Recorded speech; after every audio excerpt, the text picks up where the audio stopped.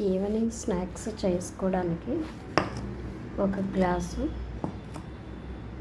బియ్యపిండి, ఏ గ్లాస్తో అయితే పిండి తీసుకున్నామో సేమ్ అదే గ్లాస్తో ఒక గ్లాసు వాటరు.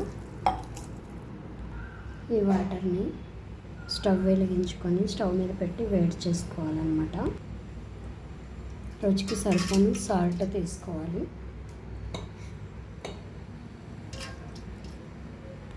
ఈ నీళ్ళు ఇలా మరుగుతూ ఉంటే చాలు. స్టవ్ని సిమ్లో పెట్టుకొని పిండి దీనిలో వేసుకొని కలుపుకోవాలి. కొంచెం కొంచెంగా వేసుకుంటూ తిప్పుకుంటూ ఉండాలి. ఉండలు కడుతుందని భయం అవసరం లేదు. ఈ పిండికి వాటర్ కరెక్ట్గా సరిపోతాయి. ఇప్పుడు స్టవ్ ఆఫ్ చేసుకొని చక్కగా మొత్తం కలుపుకున్నాం. దీనిలో వాటర్లోనే వేయచ్చు కారం, కానీ కారం మొత్తం పట్టేస్తుంది. పిల్లలు ఉన్నప్పుడు తింటుంటే దగ్గు వస్తుంది అన్నమాట. అదే పొరబోతుంది అంటారు కదా, అలా అవుతుంది. వేసుకున్నాం, కారం వేసుకున్నాం. దీనిలోనే 2 స్పూన్లు నెయ్యి వేసుకున్నాం. మీ దగ్గర నెయ్యి లేకపోతే బటర్ వేసుకోవచ్చు, లేదు అంటే నూనె కూడా వేసుకోవచ్చు. అది పిండి అంటుకోకుండా ఉండటం.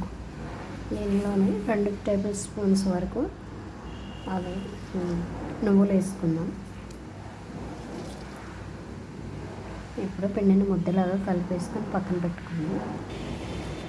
తర్వాత షిఫ్ట్ చేసుకొని కొంచెం చేతికి కాలకుండా అనమాట నెయ్యి అవి నూనె కానీ నెయ్యి కానీ రాసుకొని ఇలా ముద్దలాగా కలిపి పెట్టుకోవాలి.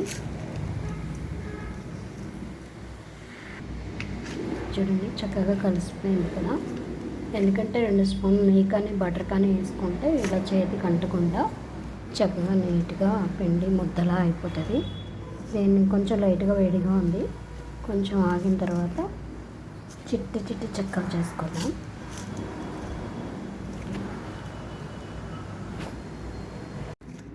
చూసారా, 10 నిమిషాల తర్వాత పిండి ఇలా అయింది కదా. మనం ఇప్పుడు చిన్న చిన్న రౌండ్లు చేసేసుకున్నాం. చేతికి నూనె రాసుకుంటే ఈ పిండి కూడా ఉంటుందన్నమాట. మనం చెక్కలు అయితే వేసుకొని చేస్తాం కదా, దీనికైతే ఇలా అవసరం లేదు. ఇలా చేసేసుకుంటే సరిపోతుంది.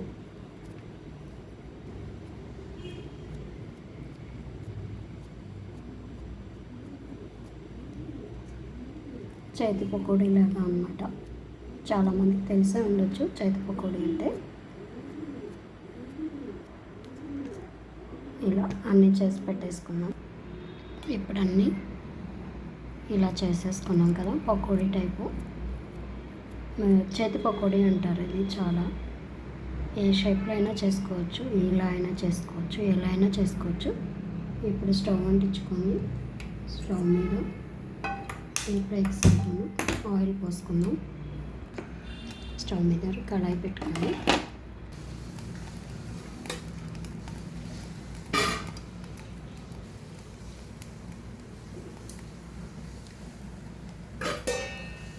నూనె బాగా వేడెక్కాక చేసి పెట్టుకునేవన్నీ ఒక్కొక్కటిగా వేసుకుని ఇంకా వేడెక్కాలి.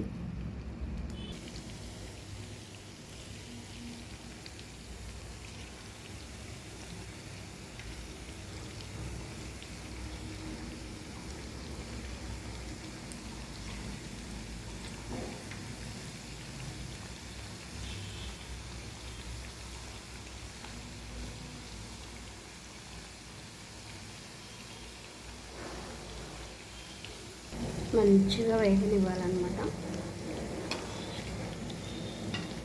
చెక్కలు ఎలా చేసుకుంటామో ఇవి కూడా ఉంటాయి. కాకపోతే ఇది పిండి వేడి నీళ్ళలో ఉపకటం అంటారు దాన్ని.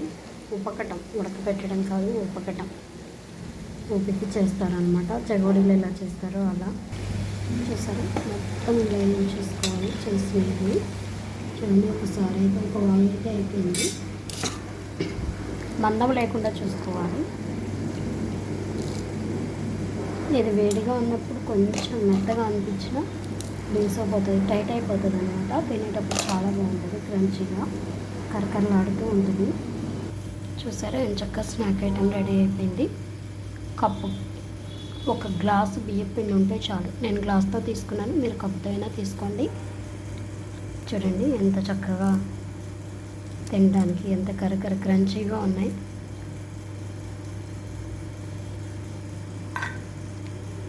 ఓకే ఫ్రెండ్స్, ఇవి వేడిగా ఉన్నప్పుడు కొంచెం మెత్తగా ఉంటాయి, కానీ చల్లగా అయిపోయే కొద్దీ క్రంచీగా అయిపోతాయి అన్నమాట. వేడిగా ఉన్నప్పుడు బియ్యపిండి ఉపికించింది కదా, అందుకని అలా అనిపిస్తుంది. తినే కొద్దీ తినాలనిపించే స్నాక్ ఐటెం. 15 రోజుల వరకు నిలువ ఉంటుంది.